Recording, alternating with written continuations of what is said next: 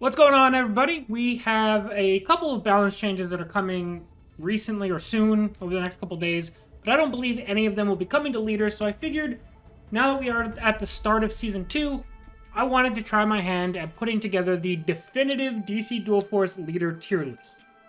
Now, I want to set some of the ground rules that I'm following when ranking these leaders. In general, I am trying to rank these leaders in a nutshell, meaning the overall strength and flexibility of that leader, not necessarily reflecting the strength of the faction they find themselves within. So, if they happen to match the faction identity very well, they may gain bonus points. But like, for example, if I rank Superman low, it won't be because might isn't good, it would be because Superman is not good, for example. On a similar note, leaders will not get bonus points if they are only good in particular leadership pairings. Meaning, let's say Batgirl is only viable, or like Batgirl in general sucks, but if you pair Batgirl with Joker, she becomes very good. If you require a secondary leader to be viable, then your overall score is lower for me. I'm not grading meta decks or leader combinations, we are grading individual leaders. And I guess a maybe little exception to that rule is if as a leader you are so flexible and strong that other leaders love having you, I will consider that the strength of a leader. For example, we're not going to rate her right now, but I think Wonder Woman pairs with a lot of other leaders very well, and Harley Quinn pairs with other leaders very well. That is a benefit to their strength in a vacuum, because they don't rely on other leaders leaders rely on them. I think that's enough ground rules out of the way. Let's get started. I don't know what order I want to rank these in. Do I want to rank them in like factions first? So like go all of the might leaders? Do I want to try and go from like top down? I don't know. I think in general, let's start with the two mini set leaders that we have. Those being Green Arrow and Shazam. So we'll talk about Shazam first, because Shazam is one of the top meta tyrants that you see in the game right now. And I do think Shazam is a very strong leader. However, I don't think Shazam quite hits that top S tier of leader. I think Shazam is just very strong. I think Energy is very strong. I think Flashpoint is a little busted. But as a whole, I don't think Shazam is that highest, most upper echelon of leaders. Obviously, I do think he's in my top 5. So I think we're going to start Shazam off in the A tier. I don't think he is that undisputed top S tier leader. I think if I had to put him, we'll see where things end up, but I would probably rank him like the somewhere between 3rd and 5th best leader. And I don't want to have more than 1 or 2 leaders in S tier, and I'm already pretty sure I know which 2 I want in S tier. So there's just no room for Shazam up there. Next up, we've got Green Arrow. Green Arrow is strong. He kind of suffers a bit for kind of the way all the tactics leaders do, where he just doesn't do anything good enough to warrant being picked over the most powerful tactics leader. However, Green Arrow is great at smoothing out your curve, making sure you always have something to play with your leftover resources. 2 charges means you're getting a lot of arrows every other turn, and in general, the arrows are fairly good. The only issue being, when you're looking at kind of more control-y leaders, which Green Arrow definitely is, there's a lot of leaders that can do what he does better. I don't think Green Arrow is a bad leader. I think he's just kind of a leader without a home right now. And I know there are some bugs with him as well. For Green Arrow, I think I would probably put him like bottom of B tier, top of C tier, kind of like in that in-between area. Obviously, in-between doesn't exist. So we're going to leave him at top of C for now. We may bump him up a tier at some point. I do want to be clear that I think Green Arrow is solid. I just think that a little bit overshadowed by other things at the moment. Next up, I want to take a look at the Flash. Flash is obviously something we see a lot in the Flash Doomsday kind of meta list that has been running around for 2 seasons now, or I guess this is the 2nd season we'll be running around. Other than that, Flash doesn't have a ton of utility. His ability is obviously geared towards very aggressive strategies. Things like Power Surge and Iris West allow you to get a bunch of attack on the board early. I just think that Flash kind of winds up in this kind of awkward in-between area where if you don't have Iris, his ability becomes a downside very quickly, because if you're using it to clear the board early, which it can be very good at, you will very quickly start chipping away at your own health. So I think that can be a detriment to Flash, and there just hasn't been a ton of really great aggressive strategies that Flash fits into, which is kind of where he wants to be. I know this is going to be a little bit controversial, but I actually think Flash is sitting somewhere in the C tier as well. Possibly, you can make a B argument, but like outside of that Flash Doomsday list, Flash just kind of doesn't exist. And aggro in general for Flash doesn't really materialize.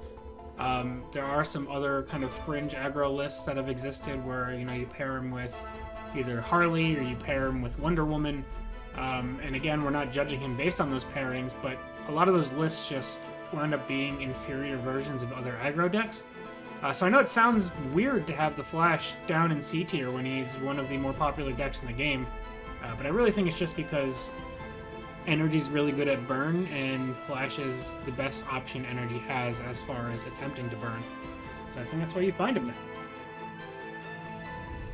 Next up, let's take a look at Wonder Woman. I think Wonder Woman is kind of forgotten about. I think a lot of people just kind of tossed her to the wayside after her nerf, or let's call it a rework. It was a nerf in the grand scheme of things. But honestly, I think she's still quite strong. I think she still has a home. I don't think she is as, flat out busted everywhere seen like she was previously. But I think she has a lot of homes in aggressive or mid-range oriented decks, especially if you're going for a more tempo strategy. And just her identity as a whole of buffing things and swinging on the board just meshes incredibly well with Might as a faction.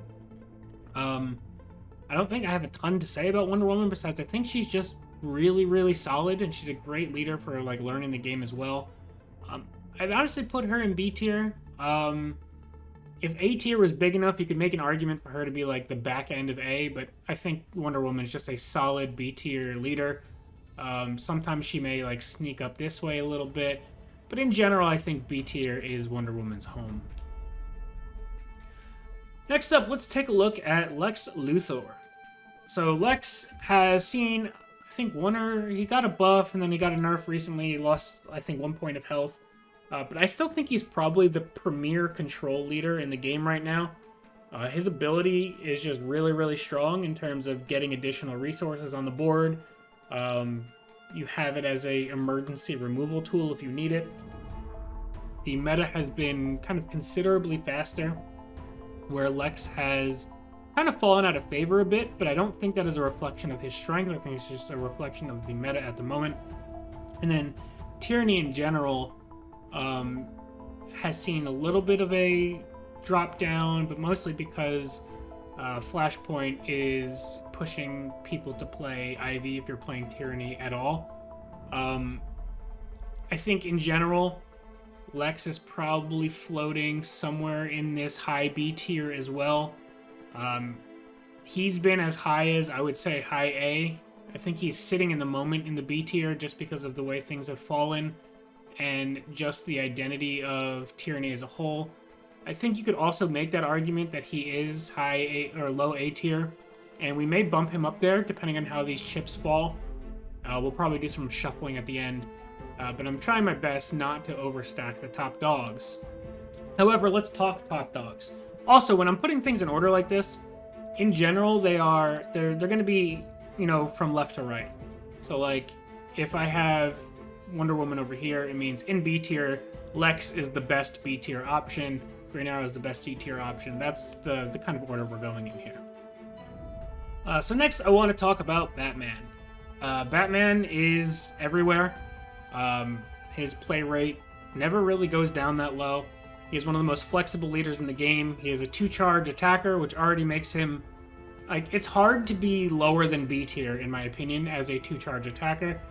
Flash manages to make it happen because his attack is low, and he has to swing twice, which makes him more susceptible to damage.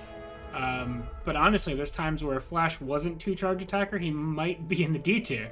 But I think you can't go much lower than Wonder Woman as a solid 2-charge attacker. On top of that, Batman has his gadgets, and Tactics as a whole loves gadgets, so he plays into the faction's identity really well.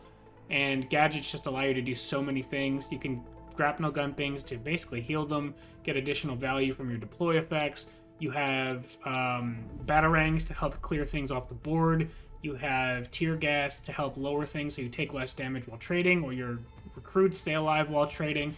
And on top of that, tear gas can clear aura as well as batarang. Batarang can clear shields. Batman just does it all. He does it all really well. He just is the quintessential do it all very well. And there's very few decks that you could add Batman to, and the deck does not get better. I think Batman is just your clear example of what an S tier leader looks like. Incredibly strong in a vacuum, makes every deck better, and just super, super strong. Next up, let's take a look at Cyborg. Since we're talking about some tactics, friends.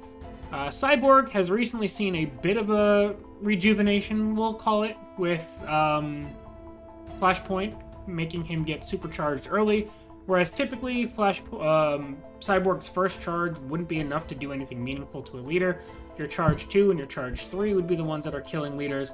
Now Flashpoint makes it so your first charge can be killing a leader, and then if you can charge quickly enough, your second charge is going to kill a leader as well.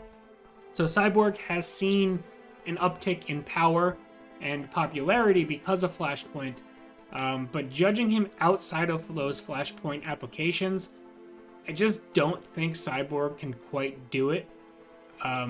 If you don't have Flashpoint charging you to, 15 plus damage pretty early by your, let's say, turn 4, your first activation, Cyborg just kind of winds up fairly weak, especially in a world where Batman exists.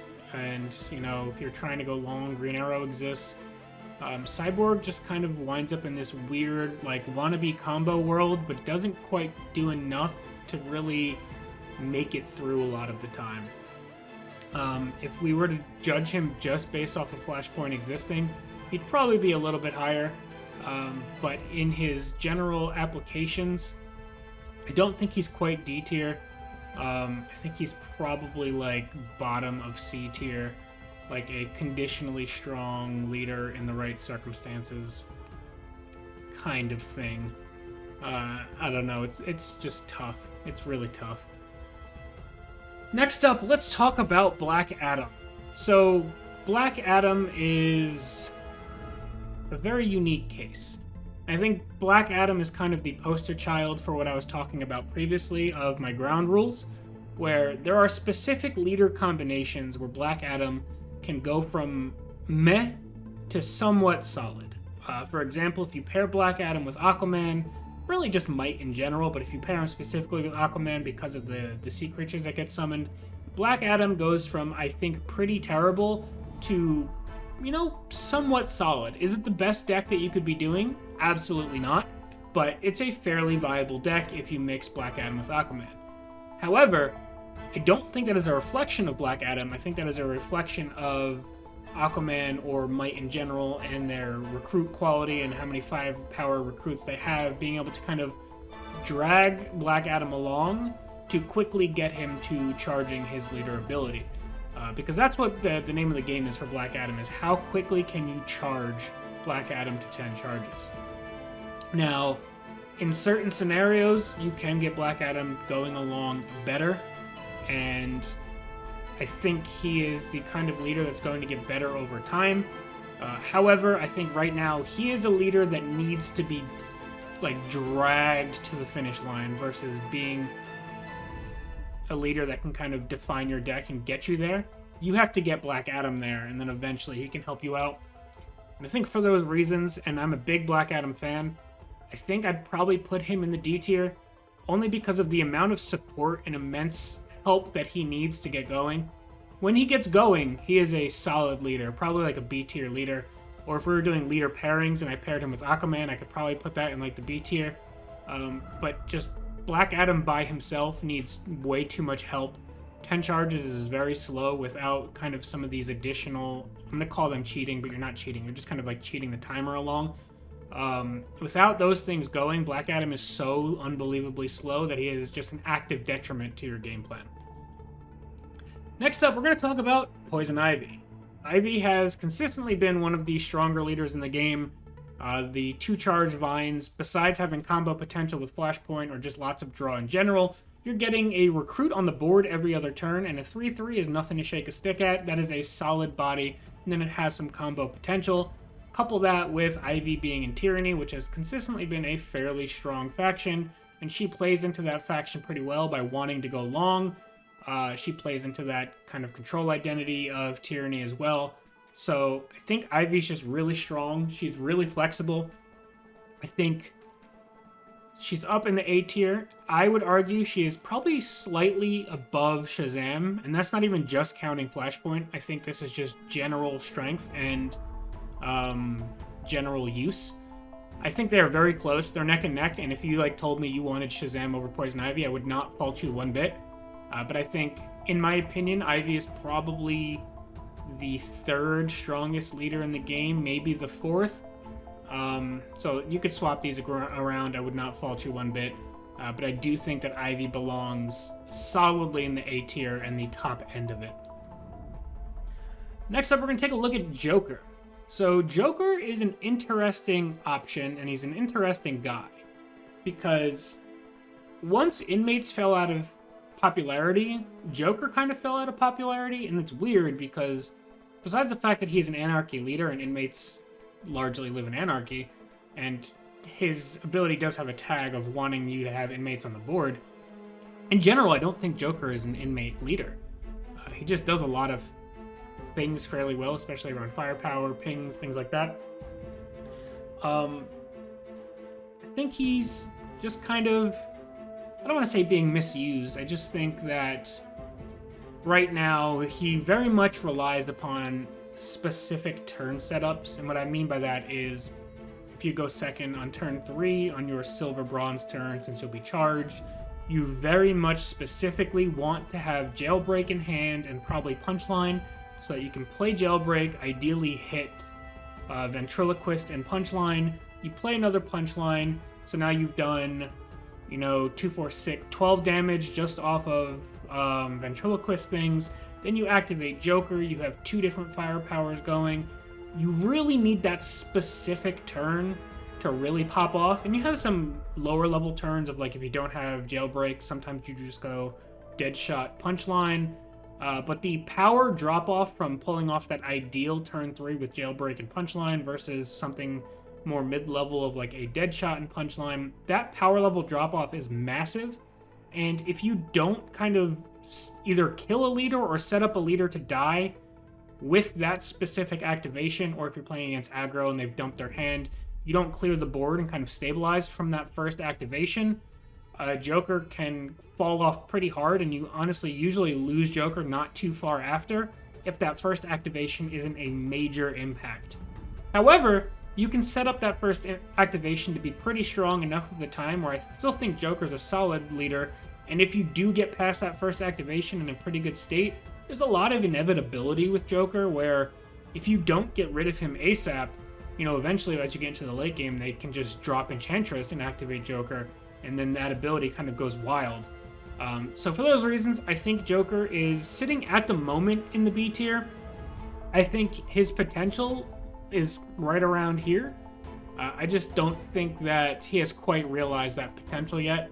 Whether he needs some more Anarchy cards to really realize that potential, or just kind of the player base figuring things out to realize that potential.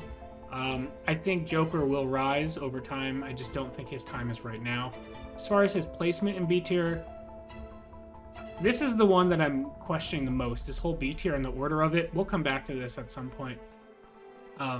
Because I think B tier is kind of a mess. Next up, let's talk about Hal Jordan, the Green Lantern. So, I actually quite like Hal as a leader. I just think he's missing some tools. I think he is very good for like an aggressive or mid-range deck that features energy, and energy likes to do damage. Even if you're not running Green Lanterns, I think Hal is good with that extra resource. I just think at the moment there's not enough tools to really warrant running him over, let's say, like the upside of Shazam with the lightning bolts. If there was enough draw that you could pack Hal in and make sure that as you have those extra activations, you have things to use those extra resources on without completely dumping your hand and having no options in the further turns, I think he would definitely see an uptick in power. Because I think right now the risk you run is if you're not running Lanterns, and Lanterns are a very draw-dependent deck where things can go very wrong, if you're not running Lanterns and you're just running Hal for his extra resource, a lot of the things that I've seen happen is, you know, on turn 3 or whatever you activate, now you only have 3 cards in hand, you play all 3 cards in hand out. If that board gets answered, you've got nothing after that. So you kind of overextend by nature of Hal's ability. And then after that, unless you have a way to refill your hand, your second activation of his ability is kind of useless because you're just 3 charge for 4 power and your extra resource does nothing. So it really kind of just becomes a dead ability. So I think for now, Hal is sitting in like, I can see the argument for top of D tier, bottom of C. I'm going to put him in D tier for now, but we may take him out of there because I do think he's better than D tier, but also at the moment, I think basically anything that you would want to run Hal for, outside of specifically if you could guarantee me good draw with Green Lanterns, I think you have better options in energy over Hal. So I think that's why he's got to live down here for now. Next up, let's talk Harley Quinn.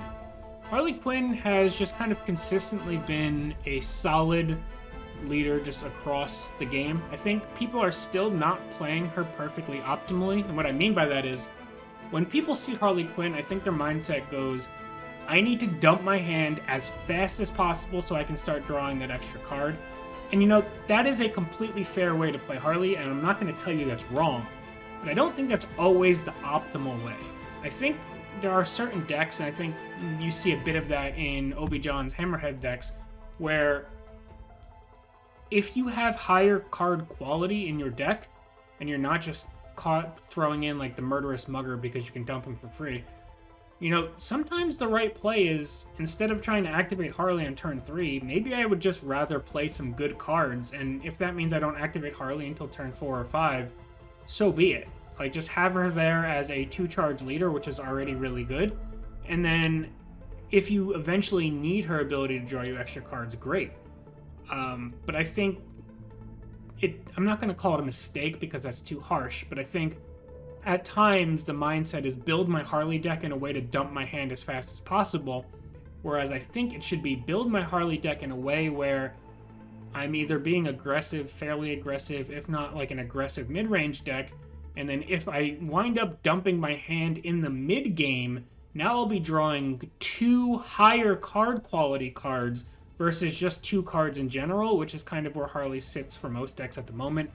I think Harley is like a bottom of A tier card. You can make the argument for B tier, but there are so many decks that get better just by Harley being around, and I think there's only going to be more decks that get good with Harley being around.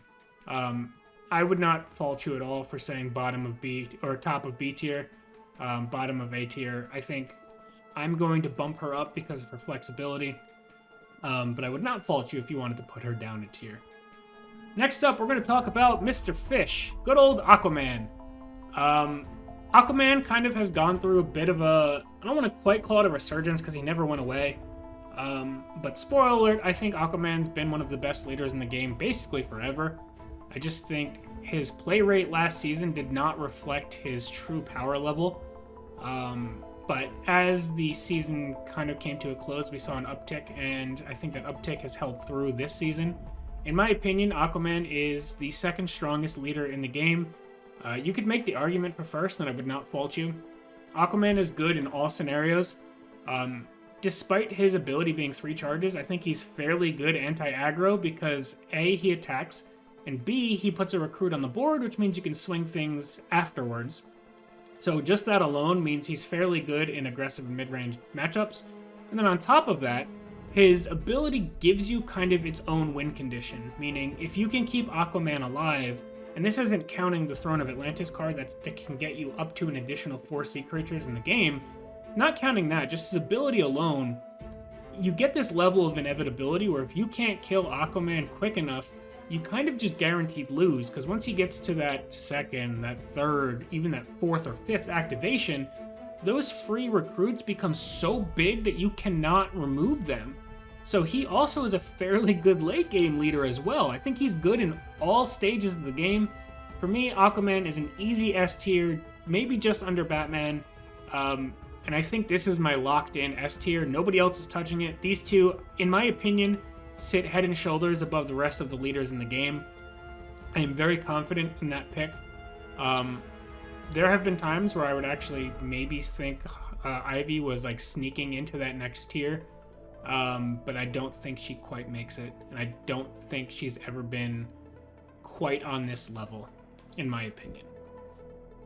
Next up, we've got Batgirl. Batgirl is an interesting card, because if you've heard me talk about Batgirl before, you've probably heard me say, even if she's not strong right now, in my opinion, at some point, Batgirl is going to be busted. Just because as good cards get printed, and developers want to continuously give us interesting or powerful abilities, at some point those abilities are going to mesh with Batgirl, and then Batgirl at some point I'm sure is going to be just completely cracked.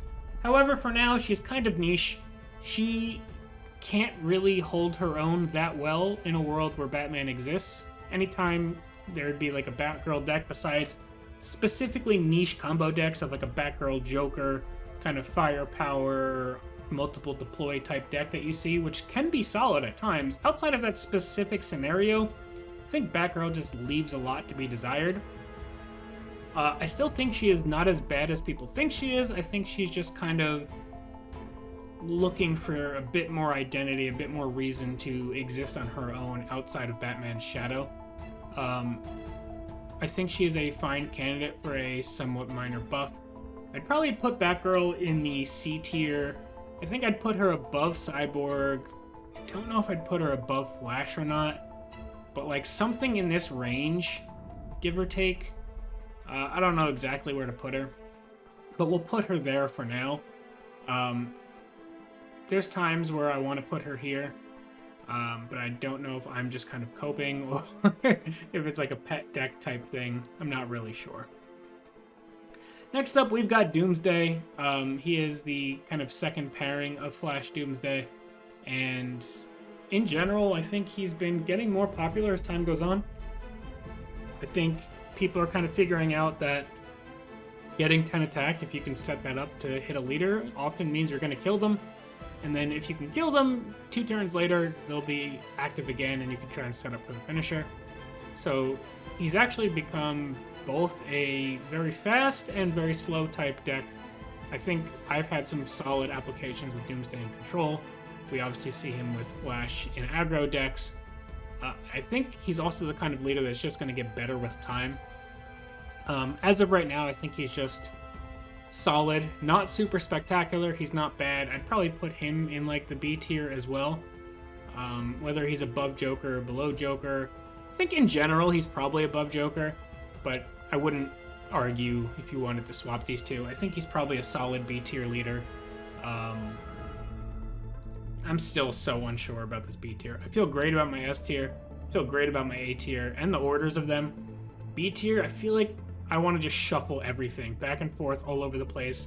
I don't know where I want B tier to sit. C tier, I feel okay about. I don't know. But let's continue, and then we'll see if we want to do any last second shuffling.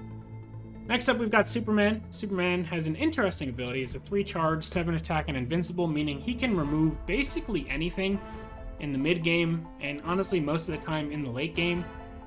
The only problem is I don't think he meshes with a lot of Might, being that he's just slightly slower, and Might wants to be kind of like a bigger, chunkier, do my damage type thing.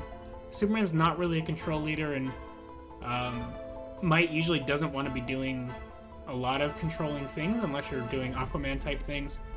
And then leaders, Superman's leader card, Lois Lane, wants you to be playing shield synergies, and just S.H.I.E.L.D. is held down so much by the existence of Batman and gadgets as a whole, that kind of that whole identity that the game kind of pushes Superman into is just inherently weaker. And on top of that, I think Lois is a bit of a weak leader card as well. So I think honestly Superman finds himself in like the top of D, like bottom of C range at the moment. I'm going to put him in top of D just because it'll look kind of more bell curvy, which is appealing to my eyes. I think the truth is that he's probably somewhere like this. And maybe that's where he belongs. He might, I don't know. I could see Superman anywhere from here to like here. Like middle of C to top of D. It's just Batman ruins the S.H.I.E.L.D. package, which ruins Lois Lane, and Lois Lane's already on the weaker side. If Lois Lane was a little bit better, Superman would be charged more often, which I think would put him firmly in like this top of C area. But just Batman and Lois, Batman existing and Lois Lane being weaker, I think kind of limits Superman's viability, especially in a world where, kind of similar to like the tactics leaders, where why would you pick any of these guys when Batman exists? It kind of winds up being like, why would you pick Superman when Aquaman exists? Aquaman does basically everything so much better, and if you want to go for a more aggressive strategy, why not pick Wonder Woman? So you wind up trickling all the way down to like, why or when do I even pick Superman, and for what purpose? And a lot of the times it just winds up not being a purpose. Zatanna is our final card, and she's an interesting card. I don't know why they're trying to make me put her in D now. But Zatanna is interesting because I think she used to be higher, and she's actually gone down a bit as Energy has evolved in identity with the buffs they've received. Energy became more and more of like a direct damage kind of burn type faction, which kind of left Zatanna in the dust a bit. Because Zatanna really likes getting, value from her magical spells, prolonging the game. Oftentimes her finisher was playing Giovanni, smoke and mirrors, going for a double combo like that. But even if you didn't go for the Giovanni route, just Zatanna wants to be in a game where things are going a bit more slower. She's getting value out of her spells. You're strategically selecting your spells. She's kind of like a Green Arrow in that sense of, she's like the energy Green Arrow. But just Energy has kind of left her behind, and it doesn't really do Zatanna things anymore. But I still think Zatanna is, in general, very strong. I think just the way the current card pool sits, it has kind of left her behind. I expect Zatanna to continue to make a kind of resurgence, and even last season there was times where I saw some decks of Zatanna and Joker put together, which felt very strong. I don't think Zatanna's a C-tier leader, despite, her current performance and current play rate and things like that, probably putting her in C-tier. I think, in general, Zatanna is better than that, and I think she's just kind of being left behind by her faction at the moment. And I think we'll see Zatanna rise with the proper card at some point. So this is the list as it stands. I feel pretty good about it. Like I said, I still think this B tier needs a fair amount of shuffling, and I just don't know what order I would put everybody in. Like, I think Lex is really good. I feel somewhat okay about this. I don't know. My B and C tier, I think, are kind of wishy-washy. In general, I think most of the cards are mostly where they belong. I think maybe just the order within the tiers might be a little messed up or incorrect. I feel great about my S and A tiers. I could see, getting some pushback on Harley being bottom of A. And I could see some people wanting either Lex or Wonder Woman at bottom of A in her place. And, if you feel that way, I wouldn't disagree with you necessarily. I think it's a fair argument to make. But I'm just trying to go... When it's like a razor-thin margin here of like, is Ivy better than Shazam? Or like, is Harley top of B or bottom of A? I just kind of go with my gut, and like, I'm never not happy to have Harley in a deck unless it's a specifically super slow control deck, and then you should never be running Harley in the first place. So in general, honestly, I feel really good about this tier list. I'm curious what you guys think down below in the comment section. Remember, most of this is in a vacuum, singular leader power level, their own flexibility, and their own kind of synergy with their faction. I could see definitely some of you guys yelling at me because like Black Adam and Aquaman are really good, but like I think that's a reflection of Might and Aquaman more than that's a reflection of Black Adam. And like Hal can be good if you high roll your lanterns, but that is a very specific niche. I don't know. I'd love to hear what you guys think down below in the comment section. I will try and remember to include a link to this if you want to make your own DC Dual Force tier list. I will try and remember to include the link so that you guys can play along down below. Thank you all so much for watching. Looking forward to seeing your guys' feedback, and we'll see you guys next time. Peace.